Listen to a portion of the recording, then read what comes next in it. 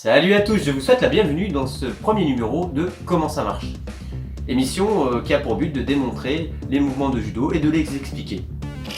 Ensemble, nous allons pouvoir voir les dynamiques, les leviers et le principe des mouvements de judo ou de jujitsu. Ces mouvements ont une certaine logique et des leviers qui leur permettent d'être exécutés.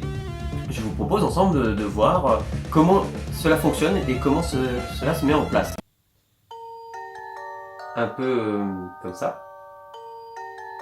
Tout a une explication, tout a une logique.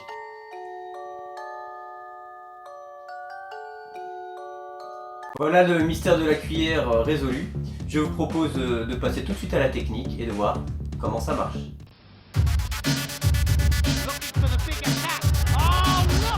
And each technique should be executed from both directions.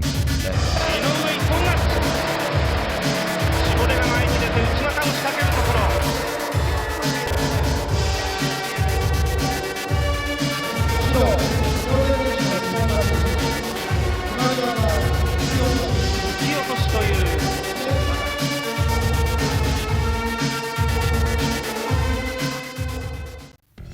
Ukiyo Itoshi. Déjà, qu'est-ce que ça veut dire? Je ne sais pas. Moi non plus. Ok. Pas de panique les gars, je vous explique.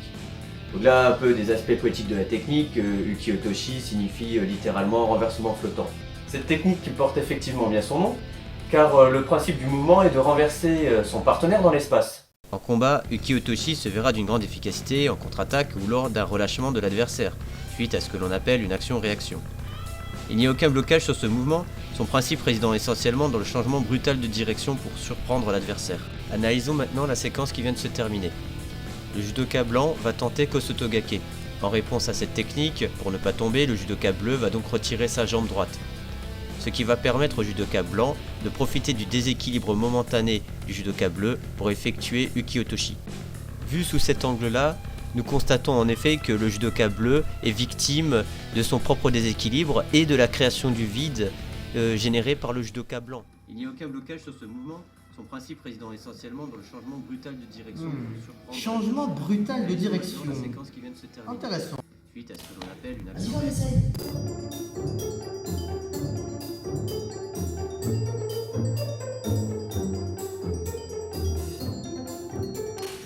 Ça marche vraiment pas, je confirme dans statique, c'est de la...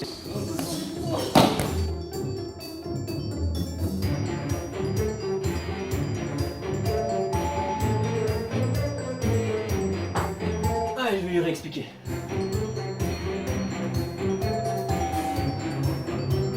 Bah ok, qu'est-ce qui se passe? C'est quoi ta technique de... Bon allez, viens, je te réexplique, c'est pas grave. Allez, alors, je vais te montrer. Bien, explique-moi, pour toi, pourquoi est-ce que t'arrives pas à faire Ukiyo Toshi? Ah, je sais pas, moi j'ai regardé la vidéo, ça avait l'air plutôt simple, et quand j'ai essayé d'appliquer derrière, ce que je pense avoir compris, ça marche absolument pas. D'accord. Est-ce que tu peux me dire la première fois que tu as fait Ukiyo Toshi, par rapport à quoi tu t'es basé pour faire cette technique? C'est quand on a commencé à me l'apprendre pour faire les katas. D'accord. Ce qui signifie que tu as abordé cette technique quand tu as eu ta ceinture marron pour pouvoir passer tes katas. C'est ça. Oui, alors je pense que ce que tu as du mal à comprendre, c'est la corrélation entre l'aspect technique que tu as vu dans les katas et comment tu vois sur la vidéo l'aspect compétition, les compétiteurs qui le rentrent, pouf, on dirait que c'est tout facile. Ouais, bah justement, je comprends pas bien la différence entre les deux, comment ça se fait que quand je suis dans les katas, ça marche parfaitement bien, et quand je le fais la même chose, mais en situation réelle, eh ben, ça marche absolument pas du tout. Dans le principe, Ukiyo Toshi que tu retrouves dans le Nage no Kata et Ukiyo Toshi que tu retrouves dans une forme de compétition, eh ben, ils ont les mêmes principes techniques qui sont des équilibres, placement et projection. Par contre, ils ne se font pas de la même manière. Ukiyo Toshi dans le kata, ça va être très démonstratif. On va démontrer l'utilisation du corps pour faire chuter le partenaire, parce que là c'est un partenaire et puis un adversaire, dans une zone de vide. On génère un vide, on utilise son corps et on fait chuter son partenaire dans cet espace-là. D'accord? Ok, donc dans la technique, il faut pas faire comme dans le kata, on doit pas le tirer sur la jambe avancée, il faut le tirer de l'autre côté. Ça, on est d'accord. Oui, parce que sinon, forcément, ton adversaire, qu'est-ce qu'il va faire? Il va bloquer de la jambe. Très bien, alors le tirer en déséquilibre de ce côté-là, c'était plutôt simple, même si ça marche pas. Mais pour le faire de l'autre côté, comment je peux l'amener en déséquilibre de l'autre côté? Il va falloir que tu fasses un Tai Savaki.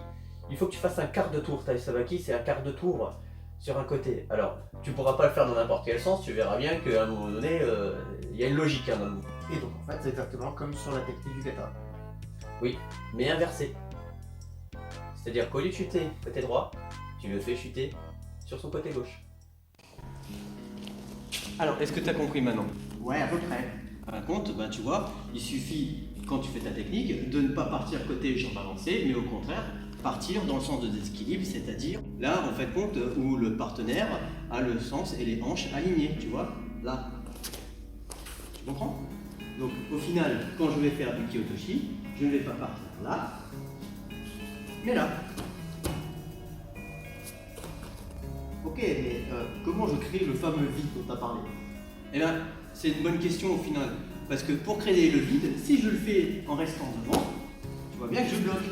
Donc ce que je vais devoir faire, c'est ce qu'on appelle un Tai Savaki. C'est-à-dire décaler en ouvrant les hanches. Et ainsi, cet espace-là que tu vois, ça sera le vide généré. Exemple, là, tu vois?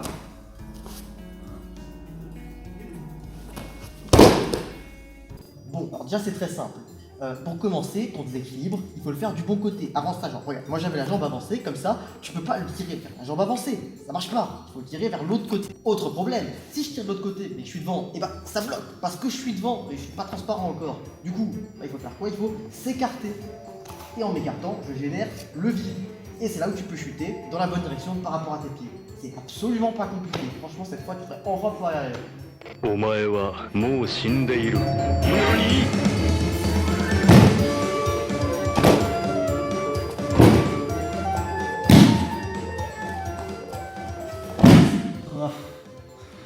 Oh punaise, Brutus. Punaise. Qu'est-ce qui t'arrive encore, Lucas? Bon, rien, c'est nul. Ouais, t'as compris cette fois-ci comment ça fonctionnait? Ouais, c'est facile de toute façon. Bah voilà. Après avoir parlé du Kyotoshi en compétition et en technique, je vais maintenant vous parler du Kyotoshi dans le kata. Alors, pour ne pas brûler les 3/4 de votre crédibilité sur les premiers mouvements, je vous conseille de soigner votre présentation. Car en effet, vous serez évidemment jugé en partie sur la façon dont vous allez démontrer les premiers mouvements. Je vous conseille d'être sûr de vous et martial dans votre attitude. Cela pourrait évidemment vous éviter que les juges vous cataloguent direct. Nous allons donc faire un petit top 10 des erreurs de base à ne pas commettre sur cette technique dans le kata.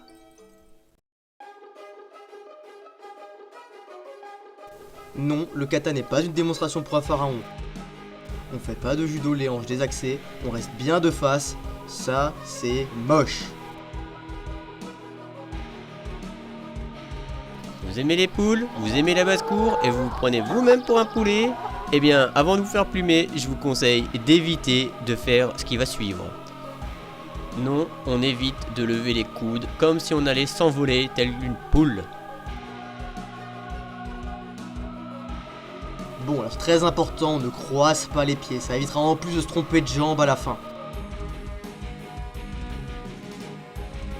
Alors là, avec ça, en route vers le recalage direct, édition du La Fête du Slip, vous avez tout pigé, si vous croisez les jambes comme ça, je donne pas cher de vous.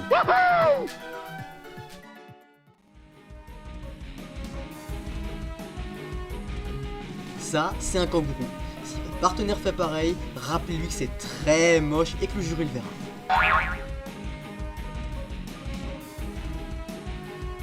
Restez droit, ça sera plus efficace et plus joli.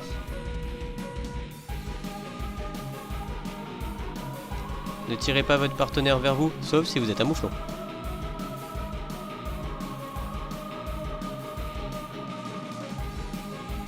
Faire des vagues dans un kata et surfer sur la technique, ça peut être cool, mais en réalité... Non, en fait non, on va en rester là. Doré crée la distance, Uke ne mange pas les pas. Et puis s'il a vraiment faim, au pire, donnez-lui vos chaussures à manger, il s'en contentera. Le judo est un sport de contact, c'est vrai. Mais pour faire tomber, faut mettre de la distance. Vous n'êtes pas en train de danser un slow, alors évitez d'être trop serré. Et pour finir ce top 10, une petite vidéo de présentation du Kyotoshi de manière propre, acceptable pour le kata, histoire qu'on vise sur autre chose que uniquement des choses à ne pas faire.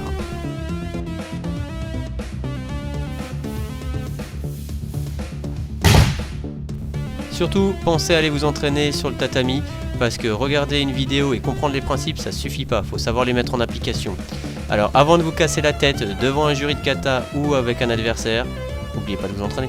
Alors j'espère que cette vidéo vous a plu, si elle vous a plu n'hésitez pas à mettre un petit j'aime, ça fait toujours plaisir, à vous abonner si vous voulez voir les prochaines vidéos, et d'ailleurs si vous avez des idées de prochaines vidéos, de sujets qui pourraient vous intéresser, n'hésitez pas à nous le signaler dans les commentaires. Surtout n'oubliez pas que cette approche est personnelle et ne constitue en rien une référence fédérale ou autre du judo.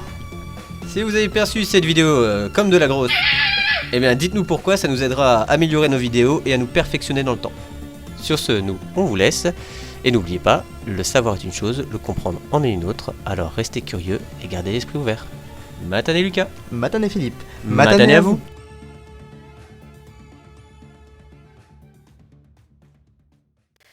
Bon, il va falloir que tu me réexpliques ta technique là, j'ai pas tout compris, ton Kyotoshi.